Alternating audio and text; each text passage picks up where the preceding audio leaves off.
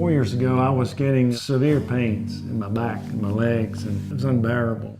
I had an operation. And when I went to go back to work, they said, we don't have your job. And so I just retired and got well. That little pilot light seemed to flicker a little bit in my soul there. And I thought, maybe I can do this.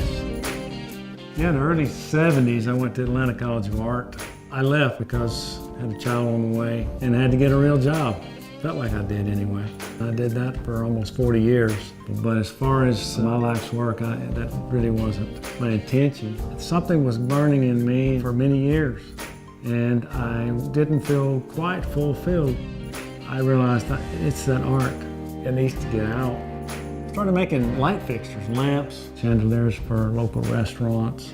I'm in a phase a lot of people would call steampunk. I just call it whimsical. I like to make pieces that people study and just, is that real? Does that work? Does that really move? I take whatever I can find, whatever strikes my fancy, and typically something will look like something, and just begin creating. Recently I designed and built a man cave for a client, and then pretty soon the project just began spidering out and just creeped onto his walls and the ceiling, and he let me have that freedom to just go in there every day and grow that project.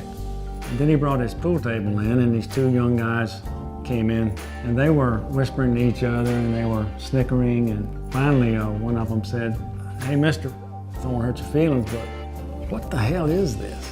And I said, this is the manifestation of my imagination.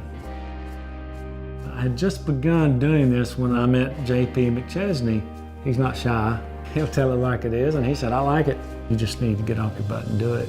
And I appreciate that. And I appreciate the vehicle that J.P. provides. At Mutiny Artwrx, I've got a great studio space surrounded by really talented artists. It's every kind of equipment you could need to make art. Pretty amazing combination.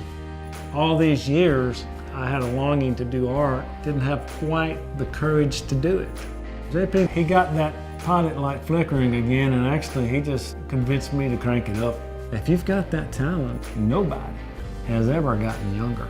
So you better get with it. I know that lesson.